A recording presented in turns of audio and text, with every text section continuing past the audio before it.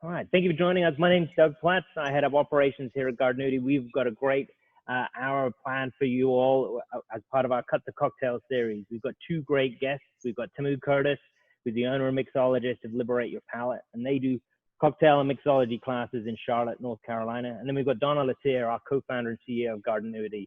And Gardenuity specializes in container gardens and gardening experiences. And what we want to do today is show you how to grow your own container garden of herbs that are tailored to cocktails, and then show you how to make some great, refreshing cocktails for the summer. Lots of great conversations today. If you have any questions, please do submit them through the Q&A or through the chat. I'll be monitoring both of those and send it over to our guests whenever is the most appropriate time. So keep throwing in those questions and keep chatting away on the chat as well. We'd love to hear what some of your favorite cocktails are, as well as what some of your favorite herbs are as well. You can find Liberate Your Palate at liberateyourpalate.com. I'm going to throw some links into the chat function so you can check it out later, as well as Gardenuity on Instagram and Facebook as well. The one thing I did want to mention, we're going to be running a virtual summer camp next week, and I'm going to throw a link into the chat function about that as well. If you have kids or know people with kids looking for fun stuff to do this summer, we've got this two-part workshop happening. One is on Wednesday next week, and one's on Saturday, where you'll get to plant your garden and then do a harvest as well. So lots of great things. I'll chuck those links into the chat function, and also I'll send you all an email with all the details about that as well. So thank you again for joining us today. And Donna, I wanted to hand over to you to tell a little bit more about Gardenuity. Well, absolutely. But first, I have a question. So if I walk, either to my countertop or outside, and I harvest some lemon verbena or some mint for a cocktail, doesn't that kind of negate any calories in the cocktail? I think that should be a rule. I think so. That's a rule I live by. And if there's green stuff in a cocktail, it's like drinking a salad. Kind of. That's probably why I teach these classes. So Absolutely. About drinking cocktails. There you go. Well, I'm so excited. I think this is going to be really fun. And I think what you're doing is taking the scary out of kind of creating cocktails at home that are representative of you and the dinner party with friends you're throwing. And when the scary's gone, the fun's in. And I think that's what we're doing with gardening. We started Gardenuity a couple years ago, and I'm happy to say we've just been very fortunate with strong growth, mostly because we're changing the experience of gardening.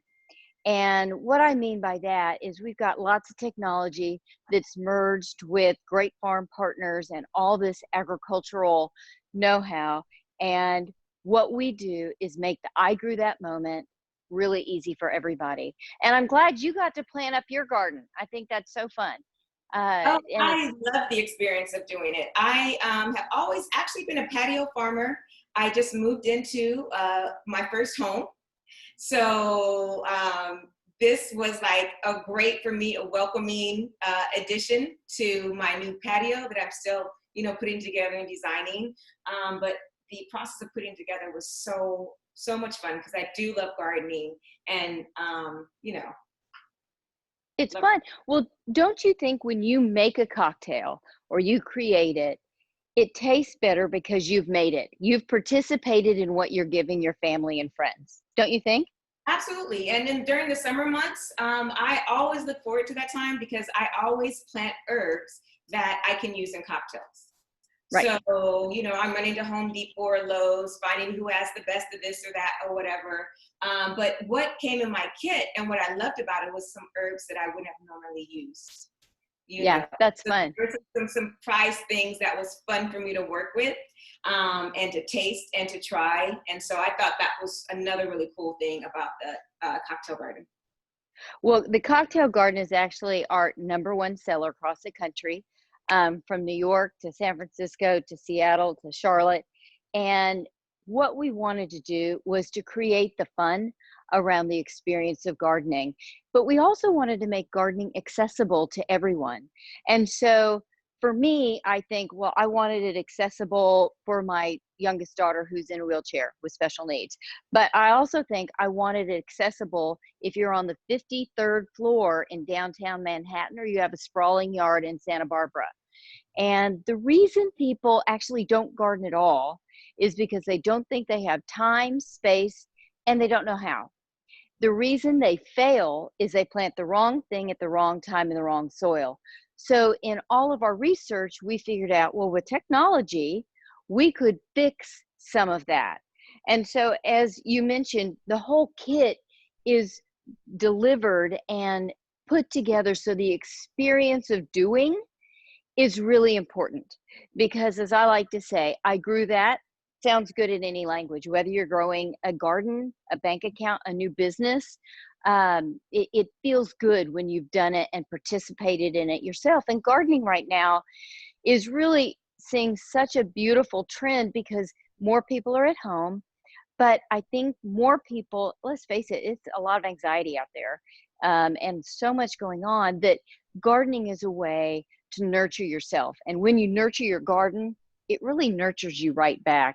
So just to quickly show you how easy it is, everything comes in a box and it's matched to where you are. We've got a matching algorithm that's patented that looks at everything from predictive weather, time to harvest, all these kind of things. So if you log in Charlotte the same day you log in Atlanta and San Francisco and Seattle, different things are going to pop up. And so it grows the entire time in this grow bag. It was created for us by this horticultural genius who he really talked about the aeration and the importance of aeration for roots. And so it grows the entire time in this grow bag. And I have grown corn on the cob in one of these grow bags. I mean, I literally felt like Martha Stewart going out to my little patio and picking it. I was like, well, I'm a farmer. I mean, it's so exhilarating and thrilling. But it grows the whole time in the grow bag.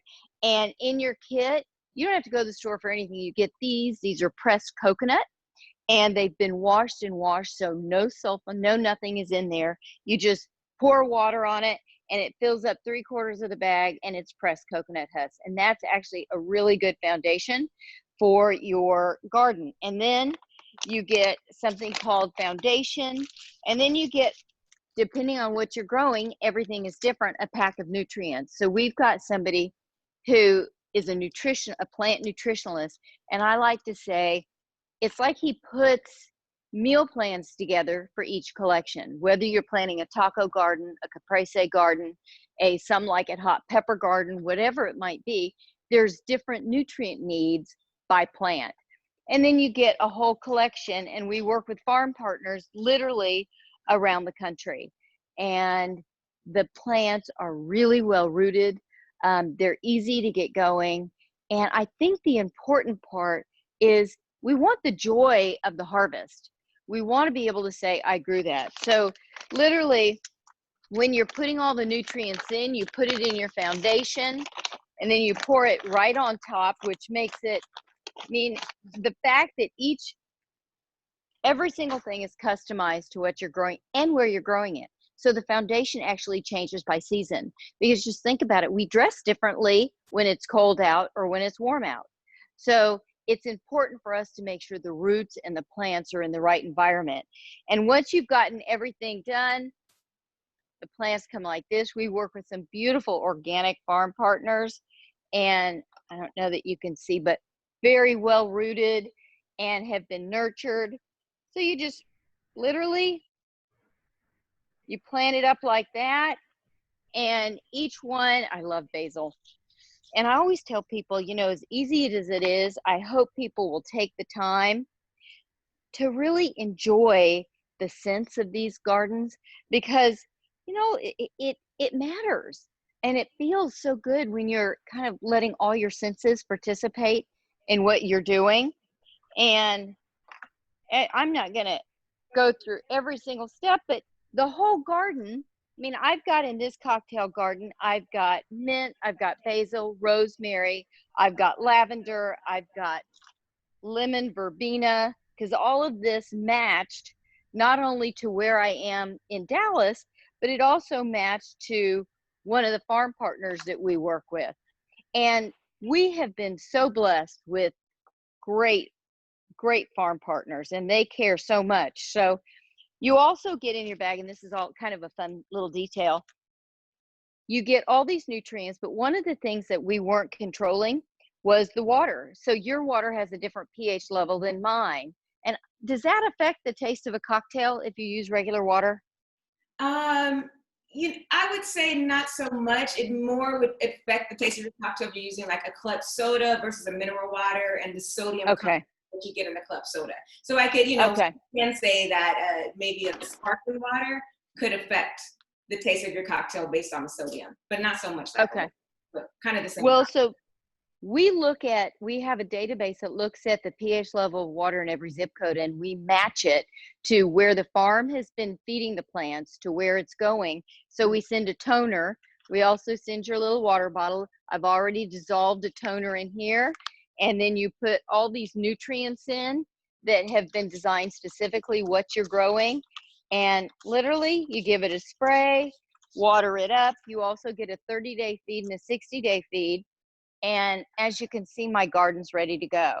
And I have to tell you, when I'm having friends over, this is an outdoor garden, but I bring it in because I think it's so fun to accessorize your own cocktails and let your guests do the same, especially if you've made kind of a highball bar or something. So you've got this great base and they get to accessorize it however they want.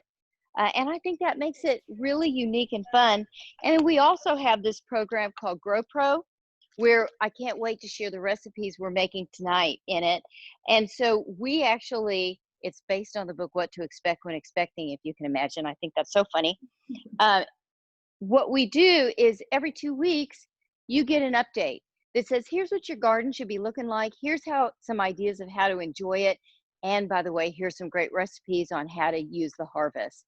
So not only do we talk, okay, we're going to give you really cool facts about gardening and the science behind it, but we're also going to tell you some wellness benefits and how you can let it be nurtured and nurturing. And I think that's really fun. I think it's that whole experience. And right now you're an expert on experiential, and now's the time. I would rather experience something because that's what I'm going to talk about. That's what I want to share with my friends.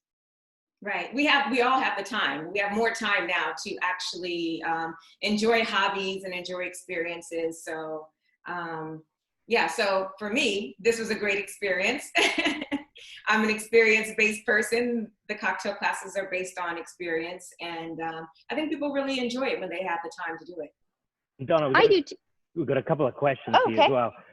First question, it being so hot in a lot of the cities and states, especially in the South, what grows really well here? I know you talked about a few herbs just then as you were planting. What are your go-to for the hottest summer months? My go-to, partially because it's, the whole, any farm partner would tell you this, peppers. And the peppers, I love peppers. I make jalapeno simple syrup probably every 2 weeks and use it in mocktails and cocktails. As a matter of fact, this one, Some Like It Hot Garden, I don't know that you can see, but you know what? I'm going to harvest it right in front of you. One of the reasons peppers do so well in the heat, look, I literally just harvested a pepper. I think that's so fun. They do very well in the heat, but remember, our gardens are mobile. So we send out, if extreme heat is coming your way, you would get a weather notification that says, hey, Tamu, it's a little hot for your herbs for the next 3 days. Move it inside to the shade and give it a little extra water. Because we do that, I have been able to I still have jalapeno pepper plants growing from last year because over the winter, I pulled them inside and on warm days, pulled them outside. Now that's not going to work if you live in Ann Arbor, Michigan. It's just too cold for too long a time. But boy, in a lot of markets, you have a cold spell for a week and then it gets warm. Then you have a cold spell for a week and then it gets warm. So for hot weather herbs, rosemary is a desert type herb anyway. My new favorite herb of the season is the mint marigold. It's really rich and it's kind of peppery. And so I like that a lot. Basil, everybody loves basil. And it is a summer herb and it grows and grows and grows. But right now, one of the ways to get a garden like this indoctrinated, like we have people growing fall tomatoes. Now's the time to plant fall tomatoes. Well, the way to get the gardens kind of used to the heat is you plant it up and you really water it well. And then you take it outside for morning sun. And then you take it into the shade. And you kind of, for the first 10 days, you give it a little more sun, a little more sun, a little more sun. And that lets it get settled in to its surroundings. Nobody really thinks about that, but the shock.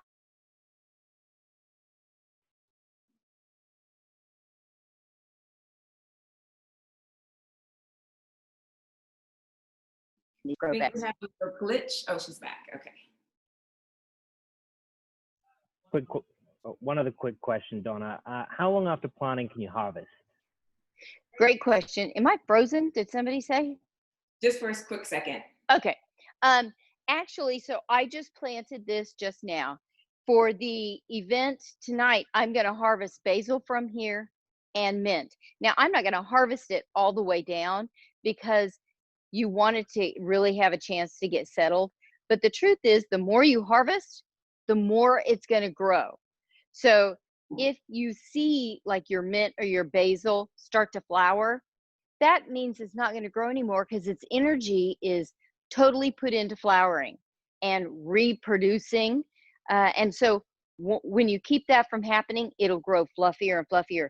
The mint grow bags, the mint grows and grows and grows. And I encourage anybody to always have fresh mint around, but keep it in a container because the roots just kind of embed everything.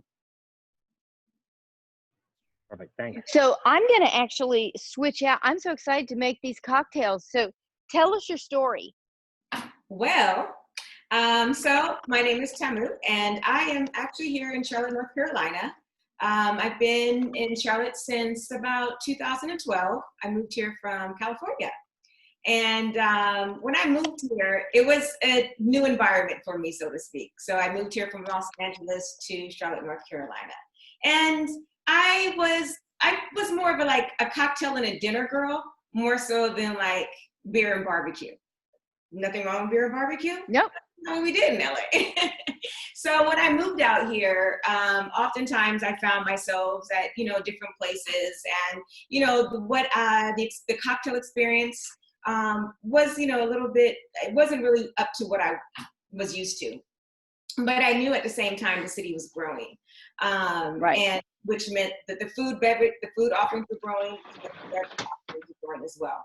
So what I did is I started something called Liberate Your Palate Craft Cocktail Tour, and you can go to different restaurants and buy a $5 craft cocktail, get a little passbook stamped, and go on to the next place. So I called it a scavenger hunt craft cocktail institute.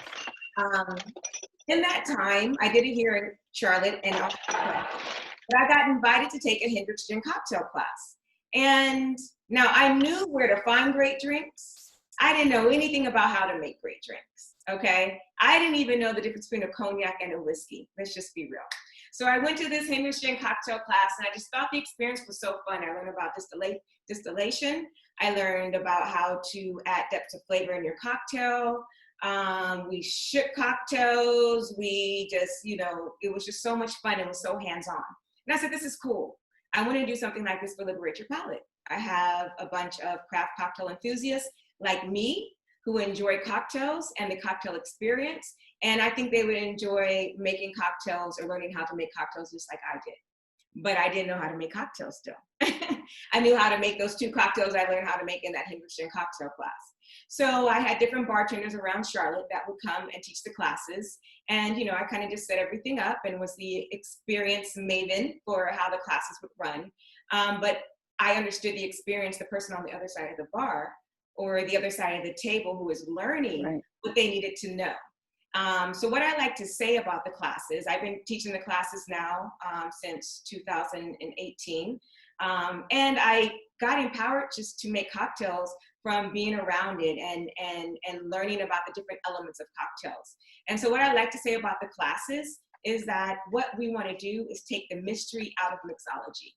Sometimes it seems a little overwhelming. You go to the bar You go to the restaurant and the bartenders is grabbing like all kinds of, liquors and liqueurs off the shelf, and, and they're measuring things just so carefully, and it just seems so serious. And what we want to do is just make it more approachable for the at-home enthusiasts. So we have been doing in-person classes since 2016 here in Charlotte, North Carolina. Basically, when you would come to the class, sit down, all of the tools, all the ingredients, everything you need to make 3 different cocktails would be set in front of you. Today, we are now in a virtual space. And right. And I really had to really be conscious and think about how I could really deliver the same experience Liberate Your Palate was. It's always about being social. I think drinking is a social activity. I think you get to meet new people. You're a little bit less inhibited and conversation flows a little bit more freely. And how could I do that in the virtual space? So I found that I could do it once I discovered Zoom. So now we are doing virtual hands-on cocktail classes. You can book a class, you get your ingredient list sent. We do 3 different cocktails. We only do private events, so we don't do really very many public events. But it's very interactive, it's very social. People can talk, we talk amongst each other. And I'm really enjoying the experience. It allows me now to meet people from beyond Charlotte and across the Which whole. is so fun. I So think that's fun. one of the things we'll remember. Yes, and I've done classes with people in Germany, the UK. So it's really, really been nice to be able to connect with people in that way. And that's always what I wanted Liberate Your Palate to be, a place where people can gather, learn something that they have in common, and also socialize and meet new friends. So. Isn't that funny? We've kind of traveled the same path because we were doing events across the country and with corporations, with teams for team building, kind of for fun, for different product launches with alcohol companies, but to take the scary out of gardening. And so we've really enjoyed the virtual. It means Doug and I are not traveling quite as much, but it's so fun to meet so many different people, and to have, when you have a team from a corporate office, do it as a bonding opportunity. You get insight into what their team is like. I mean, it's just so fun. Yeah, and I like to say, like, one thing I have on the website is the elements of a team that you put your team together so they can reach a common goal are kind of like the elements of a cocktail, right? They all work together to create one really great product. Absolutely. Yes. So, well, which one are we making first? So let's do now I love this cocktail. We are going to do the Basil Citrus Smash. And this is a classic cocktail. I feel like when you are learning to make cocktails, you should always start with classics. Then once you understand classics, why they're made the way they're made, why they're tried and true, and then you can kind of start experimenting and moving outside of a classic cocktail. But we are going to do the Basil Smash. What I did to make this a little bit different is I used my lemon verbena in this one as well. So it's going to be basil and a lemon verbena. I love the idea of using this. So that is an herb that I had never used in a cocktail before. Okay, so I had this in my cocktail garden, and I also had stevia, which is a wonderful. We all know what stevia is. It's a alternative sweetener to sugar. So that was also really great to use as well in some cocktails. Now, when you're using herbs in cocktails, there's a couple of ways you can infuse the flavor into the cocktail. One way is you can muddle the herbs and to release the oils and get all of that wonderful herbaceous flavor into your cocktail. You can make a simple syrup with your herbs, or you can even infuse your liquors with the herb. So we're going to do 2 different methods today. One of the methods we are going to muddle our herbs, and the second method is we are going to actually use a mint simple syrup. So first things first, for the first cocktail, we are going to be using gin. I'm using Roku gin. This is a Japanese gin. It is really, it's not so juniper forward, so it's really mellow, okay? But it's not botanical either. Okay, so it's not going to be something like a Hendrickson gin. So it's going to be more on the dry side, but not too aggressive like a Tanqueray or a Bombay. I love using Roku gin. I also use Uncle Val's gin as well a lot. I like that because it has a lot of citrus notes, but it also has a little bit of floral. Okay, so those are probably the two gins that are my go-to. And there's a couple local brands here in Charlotte I use as well. Sutler's gin is absolutely wonderful. Conniption gin is also really good, but I don't like a really strong, aggressive gin. You know, I want to try the Queen's new gin. Doug, can you make that happen? I'll make that happen. And I was just gonna say, I've heard of Japanese whiskey, but I've not heard of Japanese gin. So that's definitely a new one for me. Exactly. So the same. So Suntory whiskey. That's the same company that makes the Roku gin. Okay. Okay. And somebody had a quick question about the other herbs that were in your garden because it looks so good. Okay. Can you kind of list out what you've got there? Can you remember? Yes, I have the lemon verbena. I have the stevia. I have lemon balm, which, you know, we can talk Love that. I have mint, basil, and lavender. So that's what came in mind. Yes, I have things to play with. So let's get started so we can get our first drink in it.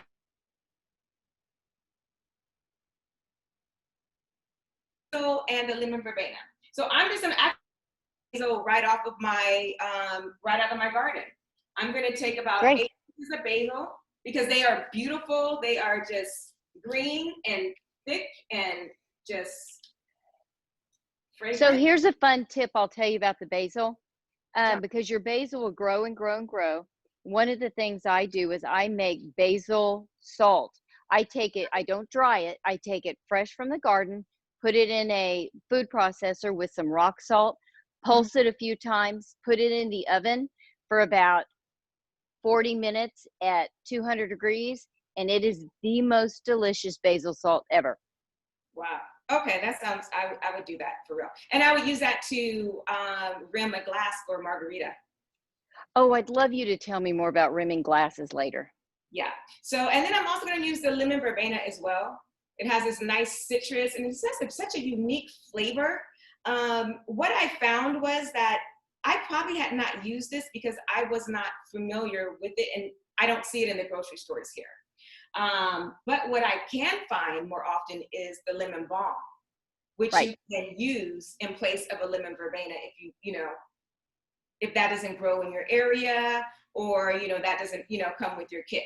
But the lemon balm I found grows really well. It's pretty durable. It's thick. It's luscious. It has a little bit of different flavor profile, but it still has that citrusy, those citrusy notes. So I'm going to go ahead and I'm going to take all of my herbs and I'm going to put them in my cocktail shaker.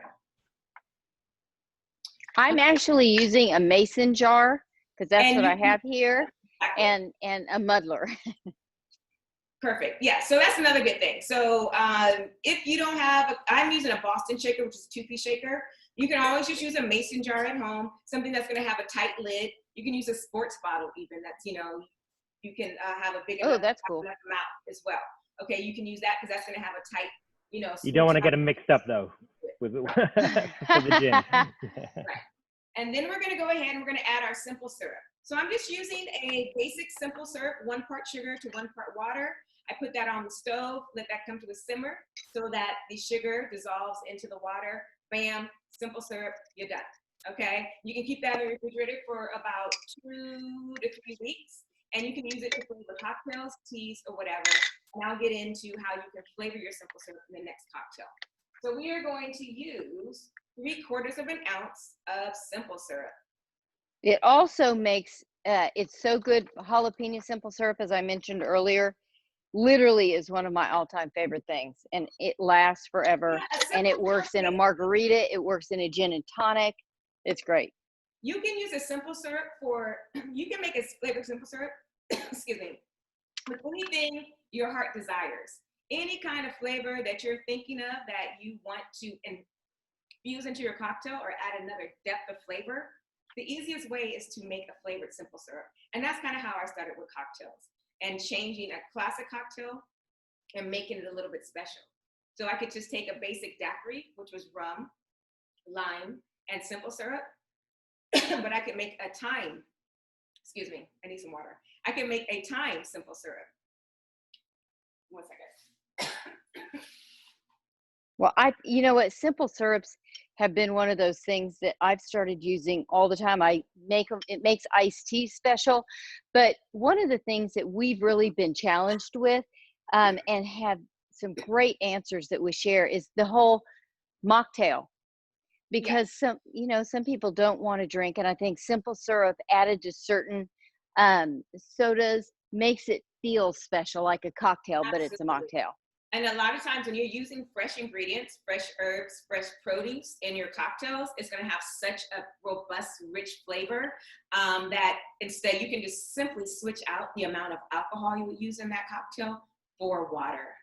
Okay. And it really only works if you're using fresh ingredients, especially when they're in season. And right. I found this out doing the virtual classes because I don't always have alcohol in my cocktails. So as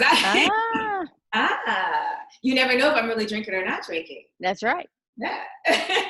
But so that's what I found out is that, for making mocktails, basically for my recipes, you just really just have to switch out the base liquor, especially if it's going to be a clear spirit, either a rum or a vodka or a gin with water.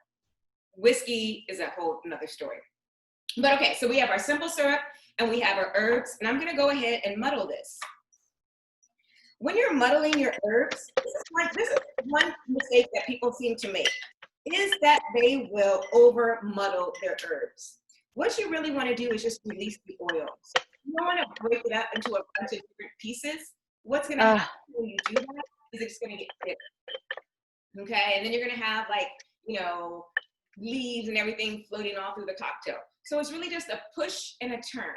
You just want to push it and turn it until you can start smelling the fragrance of the herbs emitting from the glass. Okay. Basil is a very, light herb. So I am going to spend a little time really trying to get the flavor out of here. And also it turns the cocktail into a beautiful green color. So,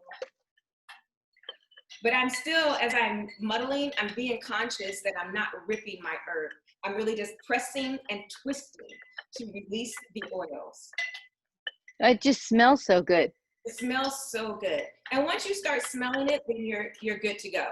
I find I use my nose a lot when I'm making cocktails. I always pick it up and smell it. Do I smell enough of the herb, or the fruit or whatever it is I'm using? So it's a full sensory experience, cocktails are, from sight to taste to smell. Okay, so now I'm going to go ahead and add the rest of my ingredients. For this one, we are going to use 3/4 of an ounce of fresh squeezed lemon juice. When you are making cocktails, there is nothing that is going to replace the importance of fresh citrus in your cocktail. There is nothing you can buy in a carton, in a squeeze bottle, that is going to react the way fresh citrus reacts in your cocktail. I like to say that fresh citrus in your cocktail is like the way salt is into your food. You don't want food that's not salted. It's dull. Okay, so when you use fresh citrus in your cocktail, it's going to wake up all of the different layers of flavor you have. And if you don't have a muddler to hand, what would you recommend as a good alternative for that? Just use the back of a wooden spoon would be good. Any kind of kitchen apparatus that's going to have a nice sturdy handle. Mm-hmm. So you can use a plastic, stew spoon, something like that. That'll be fine to muddle as well. All right, so I'm going to add in 3/4 of an ounce of lemon juice. And now I'm going to add my gin. The last thing I add in my cocktail is the spirit, because in case I mess up and I need to start over again, I have to throw this out, I'm not throwing away the good stuff, right? That's good. That's important. So we're going to put in 2 ounces of gin. And is this also a good candidate as a batch cocktail? This is a good candidate as a batch cocktail. I would not add in my lemon until the day of the party. I don't like to add citrus into my batch cocktails the day before. I would normally maybe batch the cocktail, put it in the refrigerator, and then add my citrus in the day of. Citrus goes bad fast, so it can affect the balance of your cocktail. So that would be the last thing I would add in before people arrive to the party. Okay. So let's go ahead and get some ice.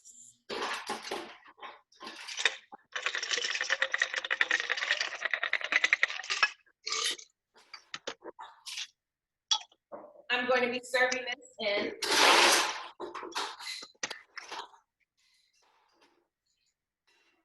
a rocks glass. The last thing I like to do before I shake my cocktail is add ice into my drinking glass. I do that last because I don't want the ice sitting in my glass while I'm building my cocktail. So then by the time I came to pour my cocktail into my glass, I would have a pool of water sitting there. So when I use ice and how I use ice is something I'm always conscious of. So now I know all I'm gonna do is shake and strain and serve. I will go ahead and fill my glass all the way up the glass. Looks delicious.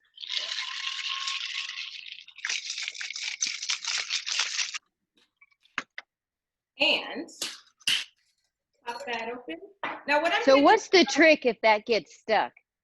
I do a couple of things. I will maybe just use the side of my fist and just punch, like just hit it a little bit. I have been on live TV and could not open my cocktail shaker. I could feel the heat rising. It was a nightmare. So it happens. It happens. You just gotta keep your composure.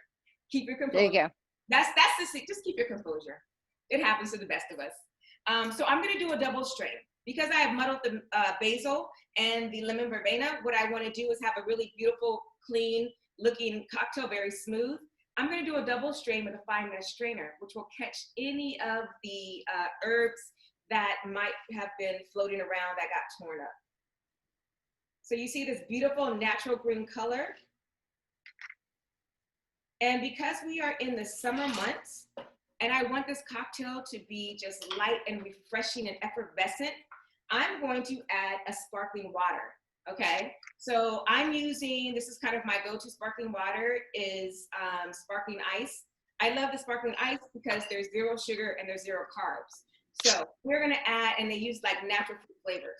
So it has a punch of flavor. More so if I just use a club soda, it might water my drink down. So why not use a good flavored sparkling water?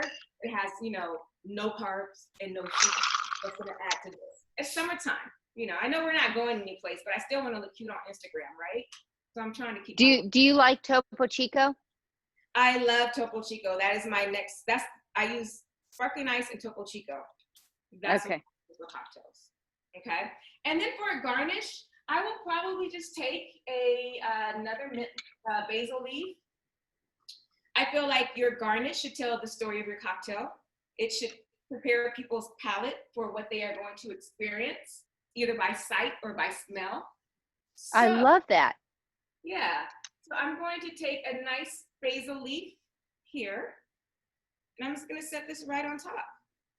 Now, do you ever take one of the herb leaves and rub it around the rim of the glass? I do that for certain things. I mostly do that if I'm doing something with mint, because mint is so fragrant. Right.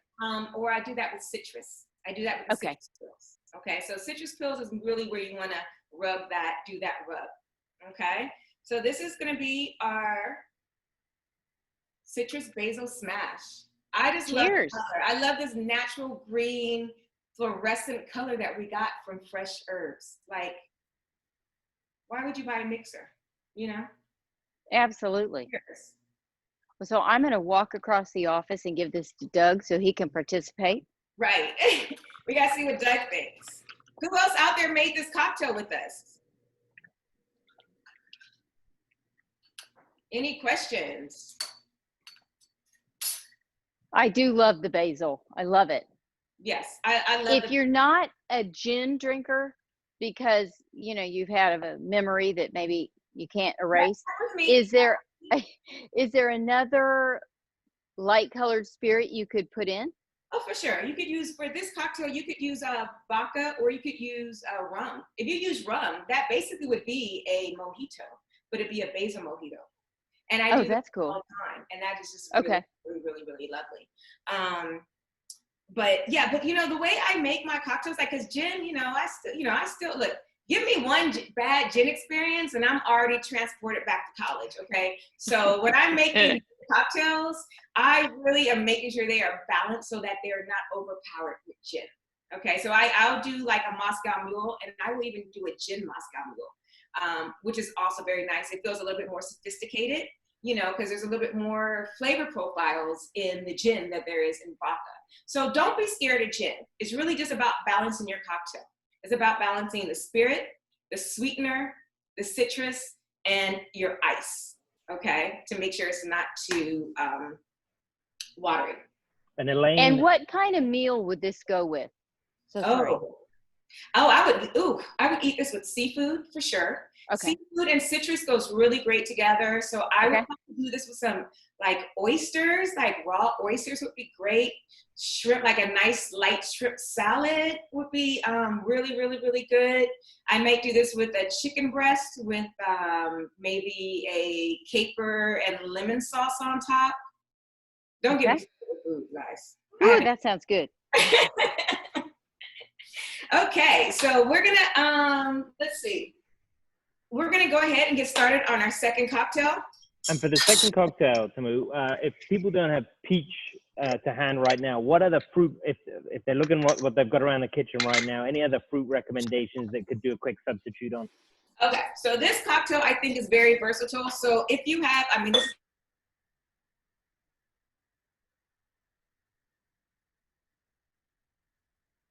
cantaloupe would be really good with this as well. Let's see, anything that's going to be a fleshy fruit would be good. Okay, this is kind of a take on a pina colada where we're using fresh peach as the base. And I chose peach because peach is in season. And then also when I thought about my cocktail garden and I looked at the herbs that I had in here, I had mint. So what goes with peach but mint? So when you think about peaches and cream, and there's always like a little mint garnish on that type of dish, I said, well, I'm gonna make that into a cocktail form. And so that's how this.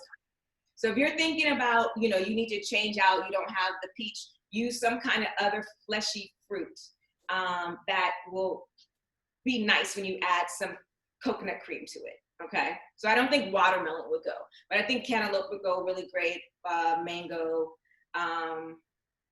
I might even try it with kiwi. I think I would like that too.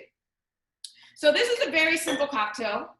I'm going to move some of these things out of the way so we can see what I'm doing here.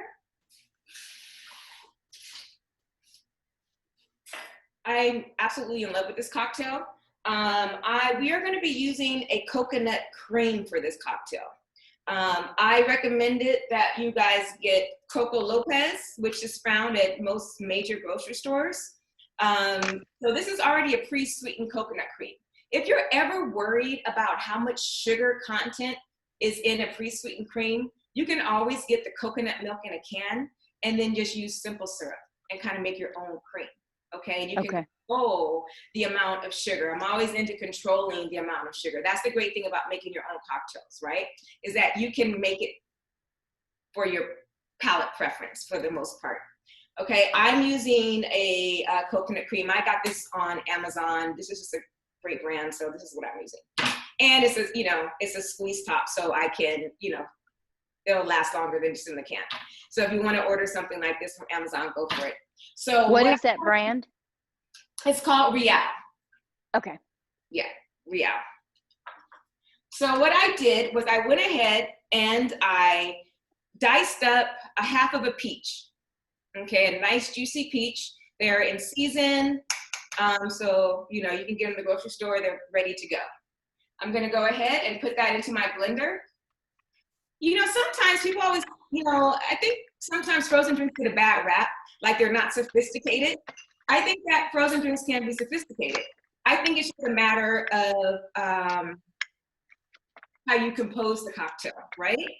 Right. We don't want it to be too sweet. We want it to have the same balance as we would have for a cocktail that's on the rocks. The thing when you're doing a frozen drink is that everything is going to have to be more robust, okay? Because once you put that ice in there, it could go really watery really fast. So because of that, I'm using mint 2 ways in this cocktail. I made a mint simple syrup. Basically, Me too. Oh, you did great. I just took 1 part of sugar, 1 part of water. I let the sugar dissolve, come to a simmer. And when it came to a simmer, I put in about 2 sprigs of mint and let that just cool down together. I didn't want to put the mint in as the sugar and the water were like cooking because mint can go bad if you overcook it. It just doesn't taste right. So you always want to put that in towards the end of the cooking, take it off of the burner and just let it sit in the water and steep, set in the simple syrup and steep. And once that cools down, then you go ahead and strain it and bottle it in the refrigerator, okay? So just don't put your mint in too early and you'll get a good result.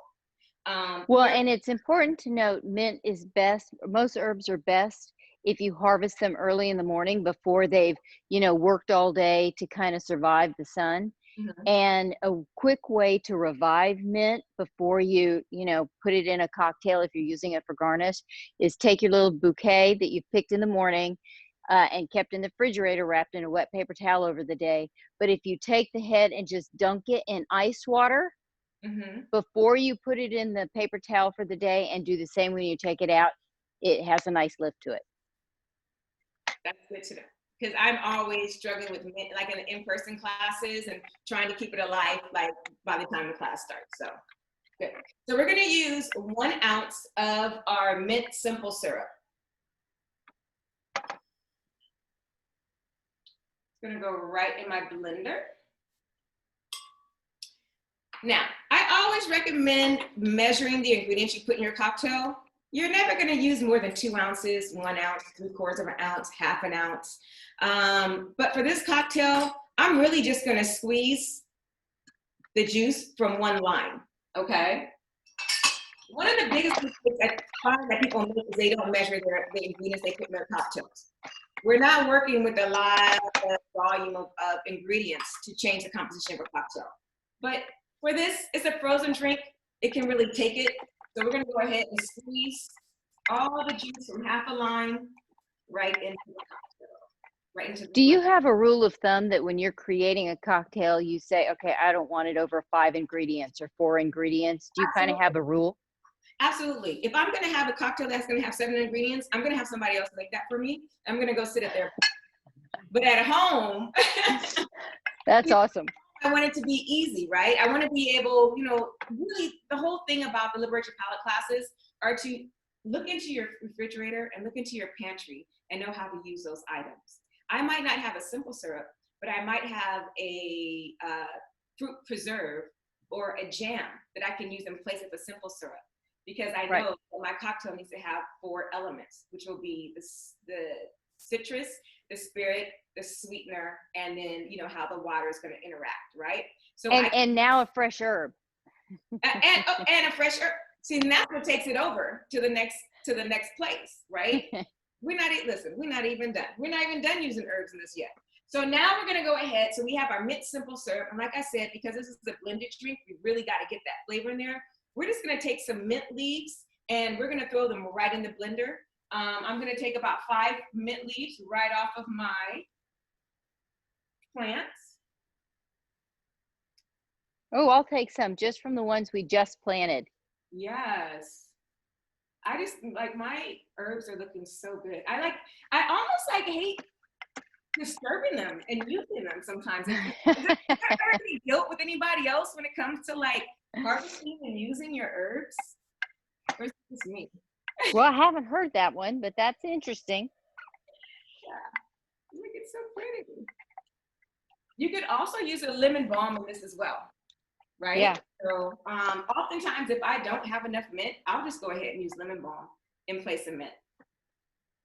Okay, so I added some mint leaves in there. And now for the good stuff, I'm going to go ahead and add some coconut cream. I'm going to add 2.5 ounces. If you like it on the more sweeter side, add 3 ounces. I'm going to do 2.5.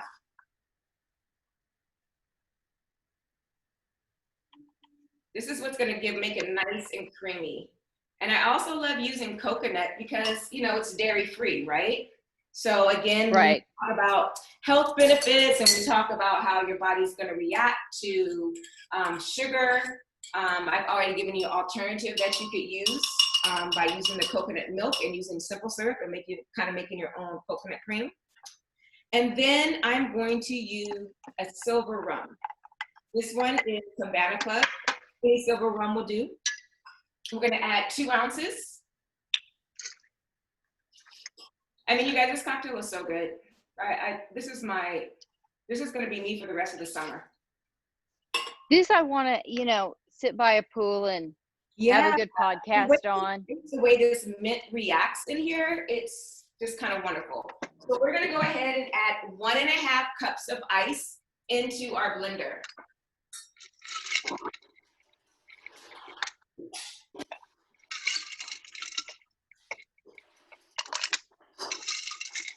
And I know you mentioned that you could use lemon balm instead of the mint. Could you use lemon verbena?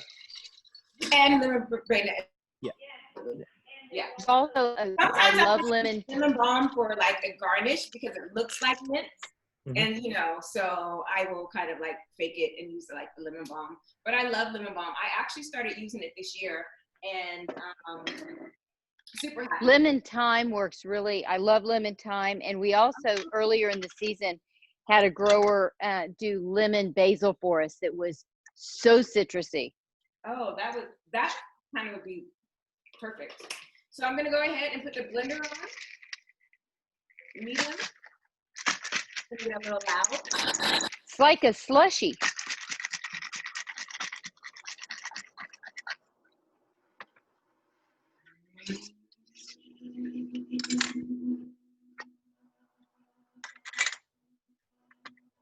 That is a quiet blender.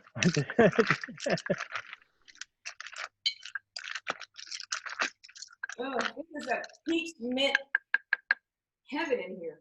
I just want to. So we're gonna go ahead, and what we're gonna do is we're gonna pour the ingredients into our glass, and we are going to save a little bit of space on the top because we're gonna top it with the coconut lime sparkling ice. So it's going to be a frozen cocktail, but it's going to be very bubbly and fizzy, fun, and just, you know, fruity. So that's also like really fun for the patio when you're sitting on the patio, sitting by the pool. Do you have an opinion about drinking cocktails with straws?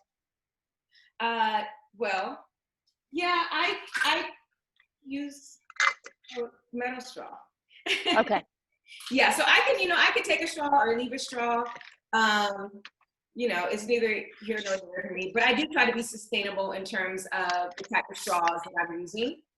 So I do try to stay away from plastic straws as much as possible. Yeah, we do too. And now I'm just gonna pour the sparkling ice. When I'm pouring my sparkling water, I wanna pour it directly into the middle, nice and slow, so that it can get all the way down in the bottom. And you see those nice bubbles that are coming on the top? Like how— And it looks so good. Looks so pretty. Look at how pretty that is. And of course, we are going to garnish this with a sprig of mint. And this is when you could run the mint on the outside of the glass, I guess. Yeah, you could.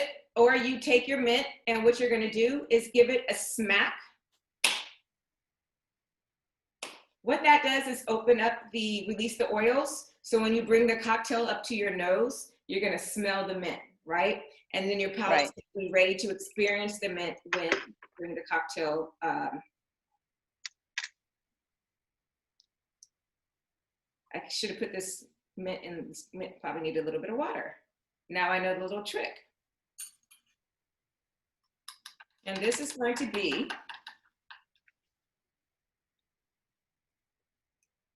y'all, that's good.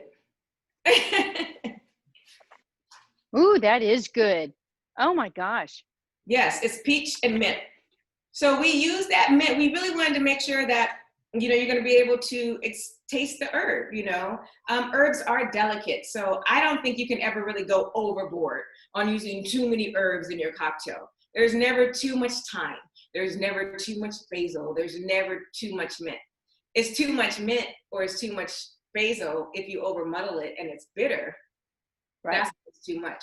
But if you are being conscientious in how you are muddling your herbs and just releasing the oils, and once you start smelling it, emitting from the your glass or your cocktail shaker, you're good to go. You're done. The whole thing is to try, when you're muddling your herbs, is to try to keep them intact. That's what your goal should be. So what kind of entree would you serve with this? Oh, this is just now this is something I would have a barbecue for sure. Okay. I would definitely have this with barbecue. I would love to have like a nice, some kind of nice ribs, some baby back ribs. I would do, what else would I do with this? I might even do just a burger and French fries. Like, this is just a fun, lighthearted cocktail. But I love it because it's so peachy, and it's so, and the mint. I think mint and peach go hand in hand, right? And like I said, you can even add in the lemon verbena with this one as well. You could add the lemon balm as well. So you can play around and just not be afraid to experiment with your herbs. I always say this about cocktails. It's not rocket science. It's a cocktail, go for it. Try it out. If it's not good, drink it and then just make another one. So I have one quick question for you. We have a story coming out tomorrow, or Saturday, I think, in our newsletter about boozy popsicles. So I think both of these, and of course we got to taste test as a team and try everything out, and the way popsicle molds are now, it's so fun. Both of these would work. You might have to change a little bit the ratio of alcohol to other things. But for the gin, you change it. You probably need, so again, when we're talking about popsicles, it's kind of the same thing with the frozen drinks. You want to make sure that you have enough flavor. So you want to make sure it's sweet enough, because once that water, melts and, and it, you're putting it in, it's going to freeze. When it starts melting, it's going to get watery or diluted. So you always want to make sure, if you're doing something frozen, that you are making sure you're punching up the flavor. So if you're looking at a cocktail recipe online and it's something that you want to make into a frozen drink, I would say double everything, because you're going to have that ice in there. Okay. Yeah. This is exciting. I feel prepared to be a creative mixologist.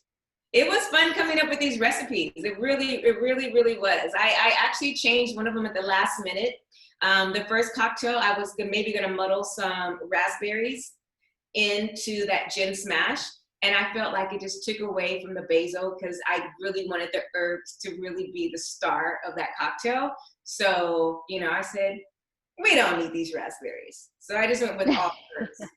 Yeah. So well, I love that you, just also like thinking about what's seasonal, what's readily available at the grocery store, right? Nobody's really in the mood to, drive all around the city, running in the store, that store, this store, getting your mask on, taking it off, getting your mask on, taking it off. You want to make sure that you are using ingredients that are readily available in your local grocery store, right? So, and the best way to do that is to use things that are in season. And for me, this right here saves me a lot of money. Well, I love, and you know what? You've taken the scary out of mixology, and I think one of our goals is to really take the scary out of gardening and put the fun experience in. So what a great evening. I'm ready for the weekend now. I know, and one thing I do want to mention is I learned a lot about using this, the cocktail garden, or just any of the gardens at this canvas back. We talked about, I was like, yeah, my lemon verbena is looking a little, the leaves are browning on the edge. Am I overwatering? And you're like, you can't overwater because it has so much, irrigation in this. And that's usually the problem I have when I'm with any like house plant or planting, like a patio farmer with my plants in the, in the pots, is I never have enough irrigation. So using that coconut, that base, I love it. I am a fan. You know what I mean? Like I'm a fan. I feel like I'm going to be able to keep this like alive Probably like through like November. You're a gardener. A good one. This was so fun, Doug. Any other questions or? No, I think we're good. One person's already telling me they're gonna make the rum cocktail when they go to the Keys next week. Another one's enjoying the peach mint one. You know, lots of new cocktails to enjoy. And yes, it feels like the weekend already. Yeah, it does feel like the weekend. I'm gonna enjoy this like it's the weekend right now. Perfect. Well, thank you everyone for joining us. Like I said, we will share this video across social media, and I'll send an email to everybody with this as well, so you can read back. Thank you again for joining us this week. We will also share the gin brands as well. A lot of people are asking about the different gin brands, Tamu, so I will hit you up for those so we can share that list as well. So thank you again for everyone for joining us. Have a great rest of the week. Bye, everybody. Thank you.